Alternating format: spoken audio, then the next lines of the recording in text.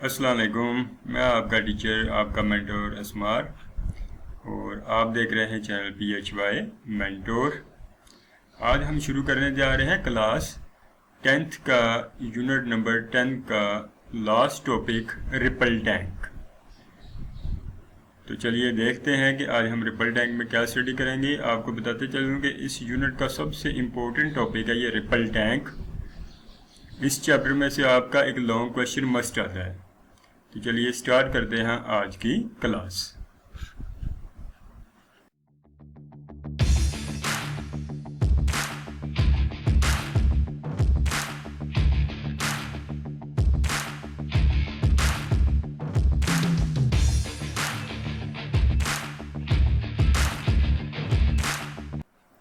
तो सबसे पहले रिपल टैंक। तो what is ripple tank? Ripple tank is a device to produce water waves and to study their characteristics.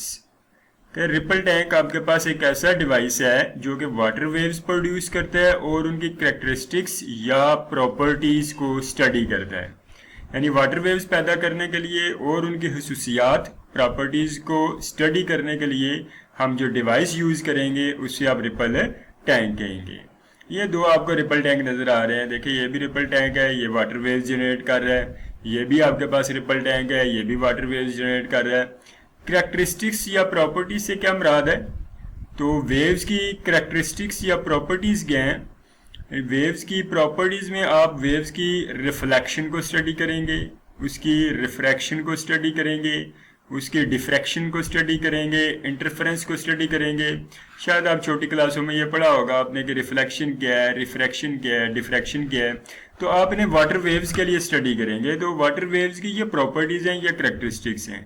तो इन्हें study करने के लिए आप जो डिवाइस यूज़ करते हैं उसे आप रिपल टैंक कहते हैं। तो आइए देखते हैं ये रिपल टैंक कैसे बनता है और ये काम कैसे करता है। तो सबसे पहले इसकी कंस्ट्रक्शन कि ये रिपल टैंक बना हुआ कैसे है। तो ये देख लें, ये आपके सामने आपको नजर आ रहा है। ये कंप्लीट आपके पास एक रिपल टैंक ही है। इस रिपल टैंक में आपने देखे क्या क्या यूज किया है। सबसे वो कहता है शैलो टैंक ऑफ वाटर, यानी आपने ये वाटर का एक टैंक बनाया हुआ है। यानी ये शीशे की बनी हुई ग्लास ट्रे है एक, जिस तरह एक ट्रे होती है ना रेक्टेंगुलर शेप की, उस तरह एक ग्लास की ट्रे है। इसमें आपने पानी डाला हुआ है, पानी भरा हुआ है इसमें आपने। तो आपने इसे नाम दे दिया शैलो टैंक ऑफ वाटर। फिर देखिए ये आपने लगाया हुआ है कि ऑसिलेटिंग पैडल, यानी ये आपने एक लकड़ी का तख्ता सा लगाया हुआ है जो ये भी आपको नजर आ रहा है। इसे आप ऑसिलेटिंग पैडल कहेंगे, यानी ये आपको वाटर वेव्स जनरेट करके देगा। इसके ऊपर ये आपने वाइब्रेटर लगाया हुआ है, यानी एक मोटर लगाई हुई है जो कि वाइब्रेट करेगी, और इसके वाइब्रेट करने के साथ आपने ये लकड़ी का तख्ता जो है वुडन ब्लॉक इसके साथ अटैच किया हुआ है, ये भी वाइब्रेट करेगा। और जब ये वाइब्रेट करेगा तो फिर जो है वो वाटर वेव्स के साथ अगर आपने टच कर दिया तो वाटर वेव्स जनरेट हो जाएंगी। तो ये देख लें, ये आपके पास पावर सप्लाई भी है। इस वाइब्रेटर को ऑन करने के लिए आप पावर सप्लाई भी यूज करेंगे। फिर इल्यूमिनेशन भी है, यानी आपने एक लैंप भी लगाया हुआ है, लाइट बल्ब भी लगाया हुआ है इस सब को देखने के लिए। फिर नीचे वेव पैटर्न को स्टडी करने के लिए आपने एक स्क्रीन भी लगाई हुई है, ताकि ऊपर जो भी वेव जनरेट हो आप आसानी से स्क्रीन पे उन्हें आप स्टडी कर सकें। कि कंस्ट्रक्शन में आपके पास क्या क्या आएगा? टैंक ऑफ वाटर आएगा, यानी रेक्टेंगुलर ग्लास ट्रे भी आएगी, ऑसिलेटिंग पैडल आएगा, वाइब्रेटर आएगा, कैमरा भी आप लगा लेते हो ऊपर अगर आपने पिक्चर वगैरह लगानी हो। तो लाइट बल्ब आएगा आपके पास उसे इल्यूमिनेट करने के लिए। फिर पावर सप्लाई आएगी इसे रन करने के लिए। ये अलग से भी पिक्चर दिखा दी आपको वाइब्रेटर की, और इसके साथ ये आपने प्लेन वुडन ब्लॉक, ये प्लेन भी हो सकता है, ये स्फीयर की फॉर्म में भी हो सकता है। ये डिपेंड करता है कि आप वेव्स कैसी हासिल करते हैं। आगे मैं बताता हूँ आपको कितनी किस्म की वेव्स आप इसमें हासिल कर सकेंगे। तो इसे इस वाइब्रेटर के साथ फिक्स किया होता है। वाइब्रेटर को ऊपर ये लटकाया होता है आपने, और इसे भी ये हुक्स की मदद से फिक्स किया होता है आपने। आप इसे नीचे भी लेके आ सकते हैं, ऊपर भी लेके जा सकते हैं इन स्ट्रिंग की मदद से। अगर आप वाटर वेव जनरेट करना चाहते हैं तो नीचे ले जाएं, अगर नहीं करना चाहते तो ऊपर ले आएं। तो ये सिंपल सी इसकी थी कंस्ट्रक्शन। तो नेक्स्ट है इसकी वर्किंग। ये वर्क कैसे करेगा, वाटर वेव जनरेट कैसे करेगा। तो वर्किंग के लिए आप क्या करते हैं, सबसे पहले स्ट्रिंग की मदद से इस वुडन ब्लॉक को नीचे पानी के साथ टच कर देते हैं, जिसे आप मस बोलते हैं उर्दू में, यानी छुए, पानी के साथ छुए। ये जैसे ये पानी के साथ टच करता है, आप पीछे से पावर सप्लाई से बटन ऑन करते हैं, जब बटन ऑन करेंगे तो ये वाइब्रेटर वाइब्रेट करेगा। वाइब्रेटर जब वाइब्रेट करेगा तो इसके साथ लगा हुआ ये पैडल, जिसे आप ऑसिलेटिंग पैडल कहते हैं, यानी वुडन ब्लॉक या लकड़ी का तख्ता, ये भी वाइब्रेट करेगा। जब ये वाइब्रेट करेगा तो इस वाटर में इसी वुडन ब्लॉक की तरह की ये प्लेन वेव्स जनरेट हो जाएंगी। आपको ये प्लेन वेव्स नज़र आना शुरू हो जाएंगी। जैसे कि ये देख लें, ये शुरू में आपके पास ये वेव्स आपको नज़र आना शुरू हो जाएंगी, जिस तरह कि इसमें भी आपको वेव्स नज़र आ रही हैं। तो यही वेव्स आपने देखनी थी, इन्हीं वेव्स को ही आपने चेक करना था। अब ये वेव्स कैसी होंगी, इनकी प्रॉपर्टीज़ कैसी होंगी, ये नेक्स्ट में बताता चलता हूँ। ये हमने बताया हुआ कि ये वेव मोशन फिर ये मूव करना शुरू कर देती हैं। जिस तरह के पीछे आपने पढ़ा कि जब वेव जनरेट होंगी तो वो कॉर्नर की तरफ जो है वो ट्रैवल करना शुरू कर देती हैं, जिसे आप वेव मोशन कहते हैं। फिर इसमें भी ट्रफ भी आएगा, क्रस्ट भी आएगा। ये जो डार्क से हैं इन्हें आप ट्रफ का नाम देंगे, ये जो ब्राइट से हैं इन्हें आप क्रस्ट का नाम देंगे। ट्रफ कैसे बनेगा, इसमें क्रस्ट कैसे बनेगा, नेक्स्ट जैसे जैसे हम पढ़ते जाएंगे वो आपको मैं साथ साथ समझाता जाऊँगा। तो सबसे पहले हम देखते हैं कि इसमें वेव्स आप कितनी किस्म की जनरेट करवा सकते हैं। डिमॉन्स्ट्रेटिंग वेव्स प्रॉपर्टीज, यानी वेव प्रॉपर्टीज को डिमॉन्स्ट्रेट आप कैसे करा सकते हैं। क्या कहता है, a number of wave properties can be demonstrated with the ripple tank. तो रिपल टैंक की मदद से आप नंबर ऑफ वेव्स को डिमॉन्स्ट्रेट करा सकते हैं, नंबर ऑफ वेव्स जो है वो पैदा कर सकते हैं। कहता है these include plane waves. Plane waves में ये शामिल होंगी आपके पास reflection, refraction, interference and diffraction. ये आपको प्लेन वेव्स नजर आ रही हैं। ये वो लकड़ी का वुडन ब्लॉक या प्लेन टेप अगर आपने लगाई हुई है तो आपको प्लेन वेव मिलेगी, और ये आप उसकी प्रॉपर्टीज या करैक्टरिस्टिक्स जो हैं इन्हें आप स्टडी कर सकेंगे। वो कहते हैं ये सर्कुलर वेव्स भी आप जनरेट करवा सकते हैं। ये सर्कुलर वेव्स भी पैदा हो सकती हैं अगर आपने उस वुडन प्लेन की जगह पे कोई स्फीयर लगाया हुआ है, तो फिर ये सर्कुलर वेव जनरेट होंगी। जिस तरह के ये अगर आप फर्स्ट पिक में देखें तो ये आपके पास वेव जो है ये सर्कल की फॉर्म में, सर्कुलर फॉर्म में है। तो यहाँ पे उसने वाइब्रेटर जो है वो चेंज किया है, यानी जो ऑसिलेटिंग पैडल है वो चेंज किया। वुडन ब्लॉक की बजाय आपने कोई स्फीयर लगा ली है, तो ये सर्कुलर वेव जनरेट होंगी। मैं आपको दिखा भी देता हूँ ये जनरेट होती हुई। ये देख लें, ये आपके पास ये सर्कुलर वेव्स जो हैं ये जनरेट हो रही हैं। ये आपने कोई स्फीयर वगैरह लगाया हुआ है, तो स्फीयर जो है वो आपको सर्कुलर वेव्स जो है वो जनरेट करवा के देगा, और ये ट्रेवल कर रही हैं, जिसे आप वेव मोशन का नाम देते हैं। तो नेक्स्ट चलते हैं आपके पास इसकी प्रॉपर्टीज की तरफ। तो प्रॉपर्टीज में सबसे पहले रिफ्लेक्शन है। कहते हैं demonstrating reflection and focusing of mirrors, कि हम रिफ्लेक्शन को किस तरह डिमॉन्स्ट्रेट करेंगे और मिरर पे कैसे फोकस करेंगे। जो आपने ग्लास ट्रे रखी हुई है, तो रिफ्लेक्शन को सबसे पहले हम डिफाइन करते हैं कि रिफ्लेक्शन डिफाइन कैसे करेंगे। रिफ्लेक्शन का मतलब ही होता है लौट के आना, वापस आना। तो आप इसे डिफाइन कैसे करेंगे। कहता है when waves moving in one medium fall on the surface of another medium, यानी they bouncing back into the first medium such that the angle of incidence is equal to the angle of reflection. कहता है जब wave एक medium से दूसरे medium की surface से जाकर टकराएंगी तो वो वापस लौटेंगी, बाउंसिंग बैक होंगी। तो इस बाउंसिंग बैक को ही आप क्या कहते हैं, रिफ्लेक्शन कहते हैं। तो रिफ्लेक्शन के वक्त उनका एंगल ऑफ इंसिडेंस, जिस एंगल से जाके वो टकराएंगी वो एंगल ऑफ इंसिडेंस, और जिस एंगल से वो वापस आएंगी वो एंगल ऑफ रिफ्लेक्शन। वो कहता है इसमें ये दोनों कैसे होंगे, इक्वल होंगे। दूसरे मीडियम की सरफेस, यानी आपके पास ये वाटर वेव जनरेट हुई है, अगर आप इसके सामने ये कोई एक टेप रख देते हैं, कोई एक पट्टी से रख देते हैं, या कोई एक ग्लास शीट रख देते हैं, तो ये वाटर वेव जाएंगी, जाके उस ग्लास शीट से टकराएंगी। जिस तरह के ये है, आपने ये ग्लास शीट रखी हुई है, ग्लास शीट के साथ ये जाके टकराएंगी, और टकराने के बाद ये वापस आएंगी। तो टकराने के बाद उनका वापस लौटना, वापस पलटना ही रिफ्लेक्शन कहलाता है। इस फिनोमेना को आप रिफ्लेक्शन कहते हैं। और रिफ्लेक्शन में जिस एंगल से जाके ये टकराती हैं उसी एंगल से ये वापस आती हैं। सेम इसी तरह जिस तरह कि आप एक बॉल लें और इसे दीवार के साथ मारें और दीवार से वो टकरा के वापस आ जाए, तो वो बाउंसिंग बैक ही है। इसी बाउंसिंग बैक को ही आप रिफ्लेक्शन कहते हैं। वो बॉल की रिफ्लेक्शन है, ये वाटर वेव्स की रिफ्लेक्शन है। यानी आपने दीवार की बजाय उस ट्रे में एक कोई भी ग्लास शीट रख दी, तो वो वाटर वेव्स टकरा के वापस आना शुरू हो गई। तो वो वापस आना उनका क्या कहलाएगा, रिफ्लेक्शन कहलाएगा। उम्मीद है कि आपको रिफ्लेक्शन की समझ आ गई होगी कि रिफ्लेक्शन क्या होता है। तो चलते हैं हम नेक्स्ट दूसरी प्रॉपर्टीज की तरफ। तो सेकंड प्रॉपर्टी है इसकी रिफ्रैक्शन। तो रिफ्रैक्शन थोड़ी चेंज है, ये रिफ्लेक्शन नहीं है। तो सबसे पहले हम इसे डिफाइन करते हैं। रिफ्रैक्शन क्या है, कहता है when a wave from one medium enters into the second medium at some angle, कहता है अगर कोई वेव किसी एक मीडियम से दूसरे मीडियम में किसी एंगल के साथ एंटर हो तो its direction of travel change, तो उसकी ट्रैवलिंग डायरेक्शन जो है वो क्या हो जाएगी, चेंज हो जाएगी। और इस फिनोमेना को आप क्या कह देंगे, रिफ्रैक्शन।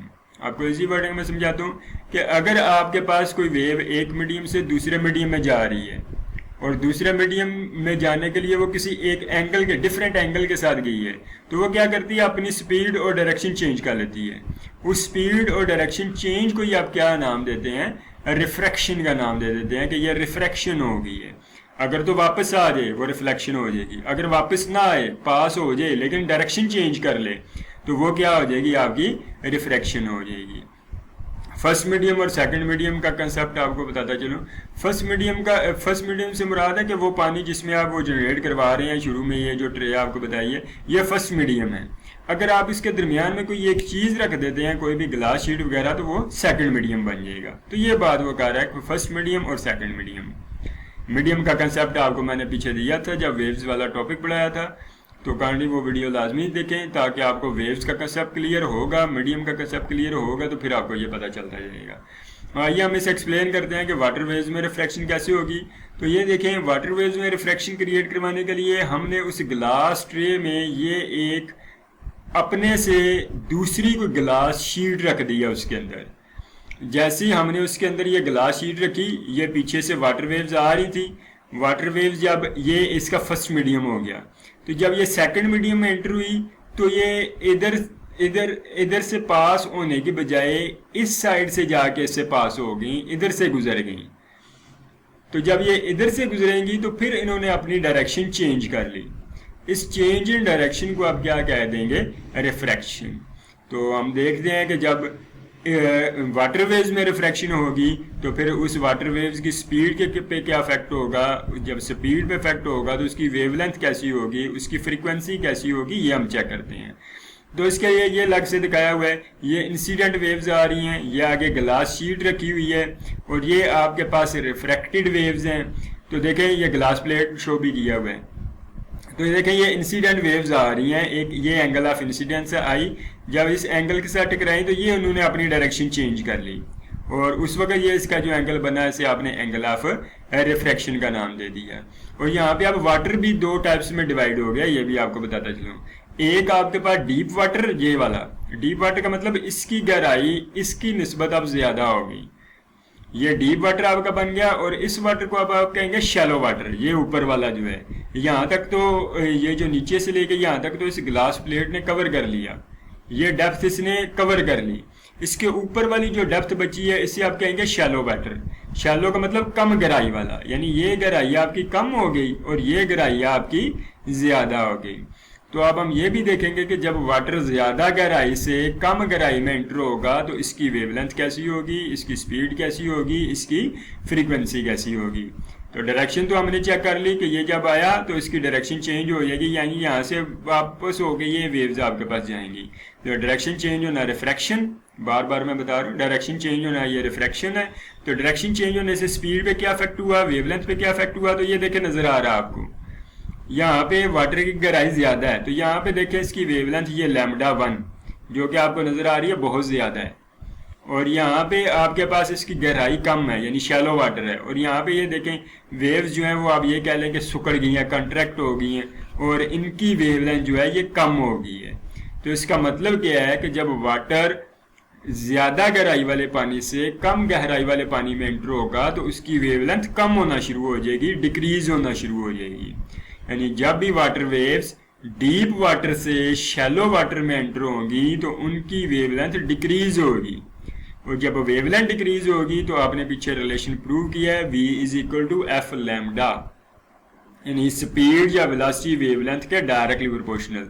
अगर वेवलेंथ डिक्रीज हुई है तो स्पीड भी कैसी होगी, डिक्रीज ही होगी। और यही वो आपका एमसीक्यूज बहुत ज्यादा पूछता है कि जब वाटर वेव्स डीप वाटर से शैलो वाटर में एंटर होती हैं तो उनकी वेवलेंथ कैसी होगी, उनकी स्पीड कैसी होगी। वेवलेंथ भी डिक्रीज होगी, स्पीड भी डिक्रीज होगी। ये नीचे लिखा हुआ है, कहते हैं waves travel more slowly in shallow water, जब वो शैलो वाटर में एंटर होती हैं तो स्लो हो जाती हैं, यानी उनकी स्पीड कम हो जाती है। सेम फ्रीक्वेंसी शॉर्टर वेवलेंथ, हाँ जी, यहाँ पे एक बात उसने लिखी है, सेम फ्रीक्वेंसी, फ्रीक्वेंसी सेम लेकिन शॉर्टर वेवलेंथ, वेवलेंथ कम, यानी फ्रीक्वेंसी चेंज नहीं होगी, फ्रीक्वेंसी वही रहेगी, फ्रीक्वेंसी नंबर ऑफ साइकिल्स पर सेकंड, यानी नंबर ऑफ साइकिल्स पर सेकंड चेंज नहीं होंगे लेकिन वेवलेंथ कम हो जाएगी। हाँ जी, अब फ्रीक्वेंसी क्यों कम नहीं होगी, फ्रीक्वेंसी आपको बताता चलो क्यों कम नहीं होगी, क्योंकि हमने वाइब्रेटर एक ही लगाया हुआ है, ये इससे एक ही वाइब्रेटर है, इसी वाइब्रेशन की वजह से तमाम स्ट्रे में वाटर वेव जनरेट हो रही हैं, तो जो फ्रीक्वेंसी इसकी होगी तमाम वेव्स की फ्रीक्वेंसी वही होगी, तो फ्रीक्वेंसी चेंज नहीं होगी, लेकिन ये ग्लास शीट रखने की वजह से उसकी स्पीड चेंज हो जाएगी, वेवलेंथ चेंज हो जाएगी। उम्मीद है कि आपको ये कंसेप्ट क्लियर हो गया होगा कि फ्रीक्वेंसी सेम रहेगी, वेवलेंथ डिक्रीज होगी और स्पीड स्लो यानी वो भी डिक्रीज होगी। नेक्स्ट भी आपको ये कंप्लीट क्लियर मैं करवाता हूँ। ये रिफ्रैक्शन दोबारा दिखाया गया है, ये आपको इसका व्यू लिया गया है डीप वाटर का और शैलो वाटर का। ये देखें, ये आपका डीप वाटर है, ये आपका शैलो वाटर है, ये दो लाइंस के बिटवीन जो सेपरेशन ये जो आपको नज़र आ रही है ये वेवलेंथ है, और ये जो लाइन आपको नज़र आ रही है ये स्पीड की है। इसी तरह शैलो वाटर में ये जो दो लाइनों के बिटवीन डिफरेंस है ये वेवलेंथ है, और ये जो एरो है ये स्पीड को रिप्रेजेंट कर रहा है, ये लिखा भी हुआ है। ये बाउंड्री है यहाँ पे, जहाँ पे आपने ग्लास शीट रखी हुई ये वाली, ये बाउंड्री आपकी या ये वाली बाउंड्री है। इधर भी दिखाया गया ये वेवलेंथ बाहर वाली है ज़्यादा गहराई वाली, ये वेवलेंथ अंदर वाली है कम गहराई वाली, यानी शैलो वाटर वाली। तो ये देख ले, यहाँ पे भी शैलो वाटर की वेवलेंथ कम है, यहाँ पे भी आपके पास डीप वाटर की वेवलेंथ ज़्यादा है, सेम यही, यहाँ पे भी डीप की वेवलेंथ ज़्यादा और ये शैलो की कम।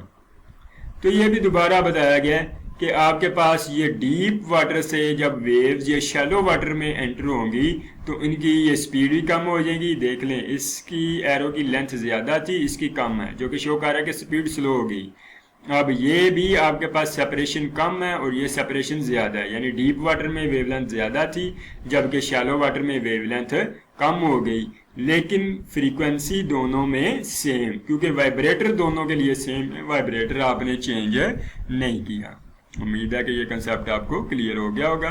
तो नेक्स्ट प्रॉपर्टी की तरफ हम चलते, सॉरी इसकी डिपेंडेंस दोबारा बताइए, क्योंकि ये क्वेश्चन बहुत ज़्यादा पूछता है वो एमसीक्यूज में, शॉर्ट क्वेश्चन में, कि वाटर वेव्स की स्पीड जो है वो डिपेंड किस पे करती है।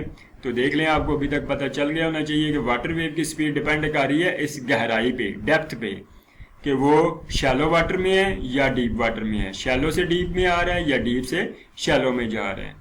तो वाटर वेव्स की स्पीड डिपेंड कर रही है डेप्थ पे, कि वाटर वेव्स की डेप्थ कैसी है।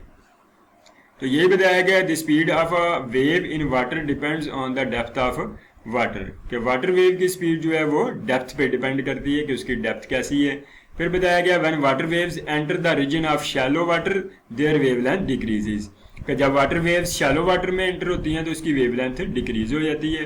फिर वो कहते हैं the frequency of the water wave remains the same, वो चेंज नहीं होगी in both part of water, यानी डीप वाटर में भी और शैलो वाटर में भी, because it is equal to the frequency of the vibrator, क्योंकि वो वाइब्रेटर की फ्रीक्वेंसी के इक्वल है। और ये मैं आपको कंसेप्ट पीछे दे चुका हूँ कि उसकी फ्रीक्वेंसी क्यों चेंज नहीं होगी, क्योंकि वाइब्रेटर दोनों का सेम है, इक्वल है। नेक्स्ट हमारी प्रॉपर्टी है डिफ्रैक्शन। तो डिफ्रैक्शन क्या है, कहता है द बेंडिंग और spreading of wave around the sharp edges और कॉर्नर्स ऑफ ऑब्स्टेकल्स और slit is called diffraction.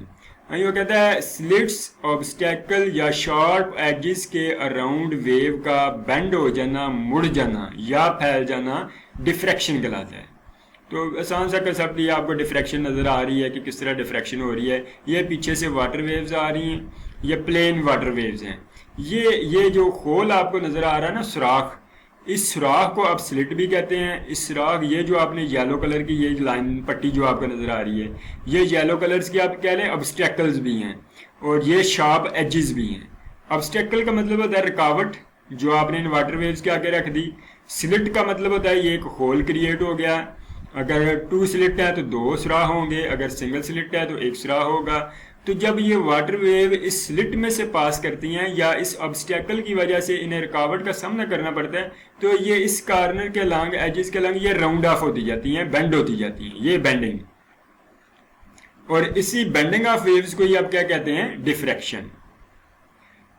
Concept clear हुआ या नहीं हुआ? एक दफ़ा दोबारा आपको इजी सी एग्जांपल दे दो। सपोज कि आपके पास डोर है, कोई भी दरवाज़ा लगा हुआ, दरवाज़ा थोड़ा सा खुला हुआ है और फिक्स दिया पीछे से, आप एक रबड़ की छड़ी लें और रबड़ की छड़ी उस राह में से पास करवाएं, तो आप देखेंगे वो रबड़ की छड़ी क्या होगी, बेंड होकर आगे की तरफ निकलेगी।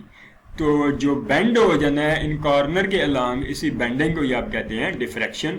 और ये आपको नज़र आ रही है, पीछे प्लेन वेव्स हैं, आगे ये स्लिट है या ये ऑब्स्टेकल है, जो येलो कलर की आपको पट्टी नज़र आ रही है। तो इस ऑब्स्टेकल के अलांग या स्लिट में से जब ये वेव पास हो रही है तो ये देखें ये बेंड होती जा रही है। तो इन्हीं बेंडिंग ऑफ वेव्स को आप क्या कहते हैं, डिफ्रैक्शन। तो आइए देखते हैं डिफ्रैक्शन डिपेंड किस पे करती है, डिपेंडेंस ऑफ डिफ्रैक्शन। तो कहता है diffraction of waves can only B observed clearly if the size of the obstacle is comparable with the wavelength of the wave. ये कहता है डिफ्रैक्शन आपको क्लियरली उसी वक्त नजर आएगी जब ये ऑब्स्टेकल का साइज इस वेवलेंथ, वेव की वेवलेंथ के साइज के तकरीबन कंपेरेबल हो, यानी इक्वल हो या कम हो। यानी अगर स्लिट का साइज या ऑब्स्टेकल का साइज वेव की वेवलेंथ के बराबर या कम हो तो फिर डिफ्रैक्शन होगी। अगर ये ज्यादा हो गया तो फिर डिफ्रैक्शन नहीं होगी। नेक्स्ट में जाके दिखाऊंगा आपको, वो वेव उसी तरह पास हो जाएंगी क्योंकि उन्हें किसी रुकावट का सामना नहीं करना पड़ेगा। उम्मीद है कि आपको ये कंसेप्ट क्लियर हो गया होगा। तो नेक्स्ट चलते हैं, ये आपको दिखाया गया दोबारा डिफ्रैक्शन। तो ये देख ले, ये स्लिट है आपके पास, ये ऑब्स्टेकल है, ये स्लिट का साइज है, पीछे से ये जो वेव आ रही है ये इनकी वेवलेंथ है। तो देखें स्लिट का साइज बहुत कम है as compared to wavelength of wave के। तो जब स्लिट का साइज बहुत कम होगा तो ये आसानी से इसमें से पास होगी और ये बेंड होती है, जिस तरह के ये आपको नजर आ रही है। तो ये बेंडिंग ऑफ वेव जो है वो डिफ्रैक्शन हो गया। अब ये देखिए यहाँ पे स्लिट का साइज ज्यादा हो गया है, तकरीबन कंपेरेबल है वेवलेंथ ऑफ वेव के, तो फिर भी ये डिफ्रैक्शन हुई। अब अगर ये स्लिट का साइज और ज्यादा होता, यानी ये ब्लैक डॉट जो आपको, ये जो ब्लैक आपको बॉक्स नजर आ रहा है, ये यहाँ की बजाय आप इधर रख देते और ये वाला ब्लैक इधर आ जाता और इन वेव्स का साइज यही होता, तो फिर ये बेंडिंग नहीं थी होनी, इन्होंने सीधा ये पास कर जाना था। तो डिफ्रैक्शन के लिए या बेंडिंग के लिए आपके पास क्या है कि साइज ऑफ स्लिट या ऑब्स्टेकल जो है वो इन वेव के साइज के इक्वल या कम होना चाहिए, फिर डिफ्रैक्शन होगी, अदरवाइज नहीं होगी। ये मैं बार बार इसलिए बता रहा हूँ कि ये 2-3 चीज़ें वो शॉर्ट क्वेश्चन में और एमसीक्यूज में बहुत ज़्यादा पूछता है कि डिफ्रैक्शन आपके पास स्लिट का साइज कम कर दिया गया है तो डिफ्रैक्शन होगी या नहीं होगी, स्लिट का साइज ज़्यादा कर दिया गया है डिफ्रैक्शन होगी या नहीं होगी, स्लिट का साइज इक्वल कर दिया गया है डिफ्रैक्शन होगी या नहीं होगी। यही एमसीक्यूज वो पूछता है बार बार। उम्मीद है कि आपको ये कंसेप्ट क्लियर हो गए होंगे कि रिफ्रैक्शन क्या है, रिफ्लेक्शन क्या है, डिफ्रैक्शन क्या है। आपको एक दफ़ा फिर अगर आपने देखनी है डिफ्रैक्शन तो आपको ये दिखाता चलूँ मैं डिफ्रैक्शन, ये देख लें, ये भी डिफ्रैक्शन है। ये आपके पास स्लिट का साइज थोड़ा सा ज़्यादा है एज़ कम्पेयर टू जो पीछे आपने देखा इससे तो यही आपकी डिफ्रैक्शन है। उम्मीद है कि आपको रिपल टैंक कम्प्लीटली क्लियर हो गया होगा। मैंने ज़्यादा टाइम इस पर लगाया इसलिए कि ये मोस्ट इम्पोर्टेंट टॉपिक है, बहुत ज़्यादा आता है ये लॉन्ग क्वेश्चन में भी, शॉर्ट क्वेश्चन में भी, इसमें से डेफिनेशंस भी आती हैं, इसमें से एमसीक्यूज भी आते हैं और ये खुद भी आता है। तो thanks for watching video. Channel को सब्सक्राइब लाजमी कीजिएगा। ये हमारा लास्ट टॉपिक था इस चैप्टर का। इंशाल्लाह मिलते हैं नेक्स्ट लेक्चर के साथ। अपना ख्याल रखिएगा। अल्लाह हाफिज़।